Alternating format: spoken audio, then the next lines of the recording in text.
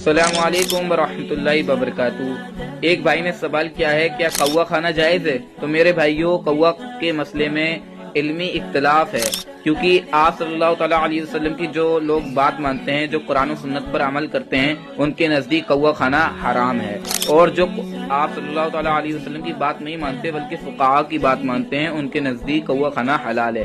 जैसे कि आप सल्लल्लाहु ताला अलैहि वसल्लम फरमाते हैं कि बुखारी शरीफ के अंदर हदीस है कि 5 ऐसे जानवर हैं जिन्हें जो जहां भी दिखें उन्हें कत्ल कर दो, चाहे वो हरम के अंदर हो या हरम से बाहर। जिनमें रसूलुल्लाह सल्लल्लाहु अलैहि वसल्लम ने 5 जानवरों के बारे में गिनवाया, जिनमें पहला कौवा, दूसरा चूहा, तीसरा चील, चौथा सांप और 5वां काट खाने वाला कुत्ता है। लेकिन आप सल्लल्लाहु अलैहि वसल्लम ने जब इसको मारने का हुक्म दे दिया तो ये हलाल नहीं हो सकता। बात रही कि फिरकों के अंदर, तो फिरके बरेलवियत यानी बरेलवियों के जो बानी हैं, बरेलवियत फिरके के जो बानी हैं इमाम अहमद रजा अश-शाह आला हजरत रहमतुल्लाह अलैह मुजद्दिद दीन व मिल्लत, वो अपनी किताब फतावा रज़विया जिल्द नंबर 20 सफ़ा नंबर 112 और 13 में ये मसले के बारे में लिखते हैं कि दाना खोर कौवा, जो कौवा दाना वगैरह खाता है, वो कौवा खाना हलाल है। कौन लिख रहे हैं? इमाम अहमद रजा साहब। तो बरेलवियों के नज़दीक कौवा खाना जायज़ है और अहले सुन्नत के नज़दीक कौवा खाना हराम है। जज़ाकल्लाह।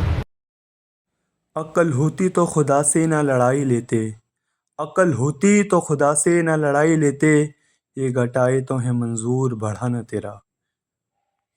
ये जो शख्स है जिसका नाम मोनिश कुरैशी है, दरअसल ये इंजीनियर मिर्ज़ा जहन्नमी का फॉलोअर है। और इसका इंजीनियर मिर्ज़ा जहन्नमी खुद आला हज़रत रहमतुल्लाहि तआला अलैह की इतनी तारीफ़ें करता है, उन्हें उस्ताद भी मानता है, लेकिन फिर भी आला हज़रत पर बहतान लगाता है। और ये भी उसी का एक पालतू कुत्ता है जिसने आला हज़रत रहमतुल्लाहि तआला अलैह के बारे में कहा कि आला हज़रत के नज़दीक कौवा खाना जायज़ और अहले सुन्नत वल जमात के नज़दीक कौवा खाना हराम है। मैं ये इसे चैलेंज कर कर कह रहा हूँ कि अगर ये वास्तव में अपनी बात पर सही है तो ये बताए कि आज के दौर में अहले सुन्नत वल जमात किसे कहते हैं। आज के दौर में अहले सुन्नत वल जमात की पहचान मसलक आला हज़रत से है। और मैं इसे ये भी चैलेंज करता हूँ कि आला हज़रत रहमतुल्लाहि तआला अलैह ने अपनी ऐसी कौन सी बात लिखी है जो वो अहले सुन्नत वल जमात से खारिज है। ये वो शख्स है कि आला हज़रत का नाम भी लेता है, उनका खाता भी है, लेकिन उनकी गुस्ताखी भी करता है। ये वो मुनाफिक है जो हुज़ूर सल्लल्लाहु तआला अलैहि वसल्लम के दौर में हुआ करते थे। हुज़ूर सल्लल्लाहु तआला अलैहि वसल्लम के सामने तो कहते थे कि हम तुम्हें नबी मानते हैं, लेकिन पीठ पीछे कहते थे कि ये नबी कैसे हो सकते हैं जिन्हें अपनी ऊँटनी का भी इल्म नहीं।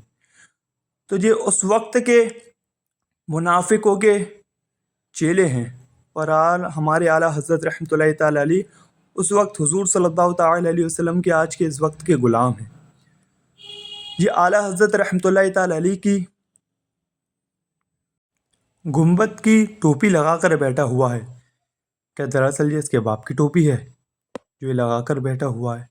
ये आला हज़रत को बुरा कह रहा है। वहीं दूसरी तरफ आप देखिए भाई कि ये मसलक आला हज़रत शाह इमाम अहमद रज़ा फ़ाज़िल बरेलवी रहमतुल्लाहि तआला अलैह की गुंबद की शक्ल की टोपी लगाकर बैठा हुआ है।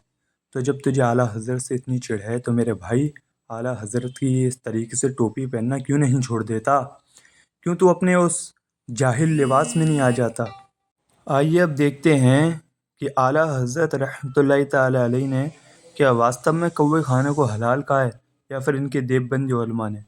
आइए चलते हैं इनकी किताबों की तरफ और देखते हैं कि इनकी किताबों में इनके मसलक देवबंद ने अपनी किताबों में कौवे खाने को जो हलाल लिखा है वो कहाँ और किस जगह लिखा है। मैं आपको इसका रेफरेंस पेज सामने दिखाता हूँ, आइए देखते हैं। आइए चलते हैं। किताब का नाम फतावा रशीदिया, लिखने वाले रशीद अहमद गंगोई देवबंद। किसी ने इनसे सवाल किया कि जिस जगह कौवे को अक्सर हराम जानते हों और खाने वाले को बुरा कहते हों, तो ऐसी जगह उस कौवे खाने वाले को सवाब मिलेगा या नहीं? तो इनका जवाब है सवाब होगा, यानी कौवा खाना इनके नज़दीक सवाब है। और वहीं अगर सुन्नी फातिहा का हलवा खाए तो इनके नज़दीक वो हराम है। खाते हैं सुन्नी हलवा सरकार के करम से, देखो तो नजदियों को कौवे पे प्यार आए। आगे एक और रेफरेंस की तरफ इनके चलते हैं। ये फुल रेफरेंस पेज है। किताब का नाम फतावा रशीदिया, लिखने वाले रशीद अहमद गंगोई। اور یہ سائٹ سے بھی میں نے ڈالا ہوا ہے کہ آپ اسے غور سے پڑھیں کہ ادھر کیا لکھا ہے. اور آئیے ان کے علماء کی طرف چلتے ہیں. کیا کوا حلال ہے؟ میں نے ایک مفتی صاحب سے سنا ہے کہ اگر کوے کی کو 7 دن تک حلال اور پاکیزہ کھلائی جائے تو وہ حلال ہو جاتا ہے. کیا یہ بات صحیح ہے؟ جی صحیح ہے، اگر چند دنوں تک اس کو آپ نے پاکیزہ چیز کھلائی ہے تو کوا بھی پھر حلال جانور ہے. ایک مولانا صاحب ہیں دیوبندی، وہ کہہ رہے ہیں کہ بھائی رشید احمد گنگوہی نے کوے کو ثواب لکھا تو آپ اعتراض کرتے ہیں، تو آپ کے اعلیٰ حضرت نے بھی تو کوا کھانے کو حلال لکھا ہے. آپ نے کہا بھائی کہاں؟ کہنے لگے فتاوی رضویہ شریف میں جلد 20 کے اندر ہے. میں نے کہا چلے جوتی کے اوپر تک پہنچا دیتے ہیں. چلے بھائی ہم آ گئے ہماری لائبریری میں، یہ ہم نے دیکھے فتاوی رضویہ شریف سامنے نظر آ رہی ہے. چلیے یہ 20ویں جلد ہم نے نکال لی، 20ویں جلد کو ہم نے کھولا. اب 20ویں جلد کو ہم کھولنے والے ہیں. کھولنے سے پہلے بتا دیں، ہم نے ان سے پوچھا یہ بتائیں کہ 20ویں جلد میں کس جگہ پر ہے یہ جو آپ کہہ رہے ہیں؟ تو کہنے لگے یہ ہے صفحہ نمبر 219 پر. میں نے کہا ٹھیک ہے، تو یہ چلیے ہم نے فتاوی رضویہ شریف رکھ دی. اب اس کو ہم کھول رہے ہیں اور صفحہ نمبر 219 ہم نکالیں گے. سوال کیا کیا گیا ہے اور جواب کیا ہے اس کو بھی دیکھ لیں گے انشاءاللہ تبارک و تعالی. چلے آئیے، یہ نکلا صفحہ نمبر 219، یہ دیکھیں اوپر ہے نا. سوال ہے کہ جو کوا کے دانہ کھاتا ہے اور رنگ میں بالکل سیاہ ہوتا ہے اور اس کا کیا حکم ہے، اور جو کوا دانہ اور نجاست دونوں کھاتا ہے اس کا کیا حکم ہے؟ تو جواب دیا گیا ہے دانہ خور کوا کے صرف دانہ کھاتا نجاست کے پاس نہیں جاتا، جسے غراب زرع یعنی کھیتی کا کوا کہتے ہیں. چھوٹا سا سیاہ رنگ کا ہوتا ہے اور چونچ اور پنجے غالباً سرخ، وہ بالاتفاق جائز ہے. تو بھائی کون سا کوا جائز ہے؟ جو جس کے پنجے اور جو ہے تو چونچ سرخ ہوتی ہے. اور مردار خور کوا جسے غراب ابقا بھی کہتے ہیں، اس کے رنگ میں سفیدی بھی سیاہی کے ساتھ ہوتی ہے، وہ بالاتفاق ناجائز ہے. بھائی مردار خور کوا کون سا ہوتا ہے؟ وہ ناجائز ہے. چلیے اسی کے حکم میں دوسرے کوے کے بارے میں بتا دیا کہ ایک اور کوا ہوتا ہے جو موسم گرما میں آتا ہے، وہ اک کہتے ہیں اس کو، اس میں اختلاف ہے. چلیے نیچے آ جائیں.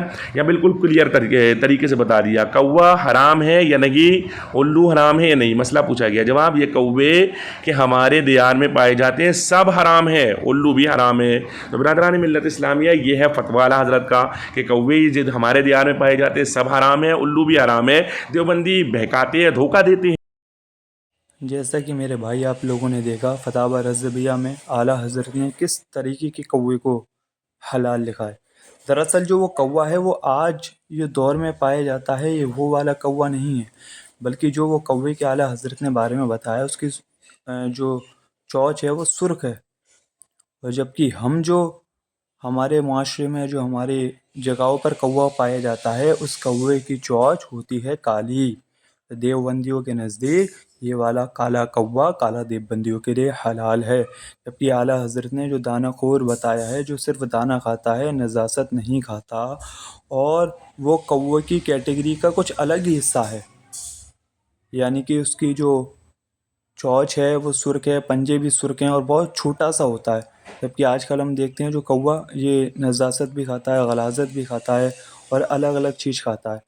تو یہ نجاست غلاظت کھانے والا کوا نجاست اور غلاظت کھانے والے دیوبندیوں کے لیے حلال ہے، جیسا کہ میں نے آپ لوگوں کو دکھا دیا. اور فتاوی رضویہ پہ جو ان کے اعتراض تھے وہ بھی دور ہو گئے. اب ان جیسے چرکٹ اور مونش قادری کر کے اپنا نام رکھنے والے دراصل جاہل اور یہ گمراہ کرنے والے لوگ ہیں.